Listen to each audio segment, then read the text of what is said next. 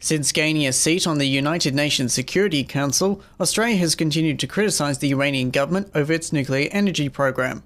That criticism was first iterated when Press TV asked Australian Prime Minister Julia Gillard in 2012. As I said at the time that I spoke about our successful bid to be on the Security Council, one of the things that we will focus on is the issue of nuclear capability and Iran. We do not believe that Iran should have a nuclear capability. We are involved in a sanctions program now, as are nations around the world, and we will focus on, in the Security Council, on the Iran and the region, the Middle East, stepping away from that threat.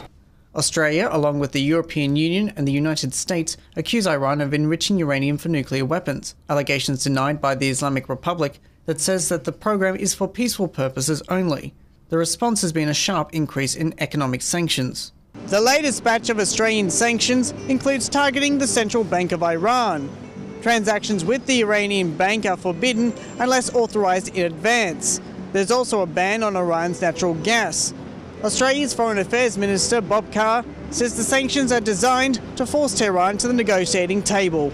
But contributing writer for Green Left Weekly, Linda Pearson, says it's the Iranian people who are suffering. There's a shortage of essential medicines, which means that people suffering from serious conditions like cancer and haemophilia are finding it very difficult to get the medication they require. The impact of the sanctions has received increased international attention, especially with the supply of advanced medicines being severely curtailed.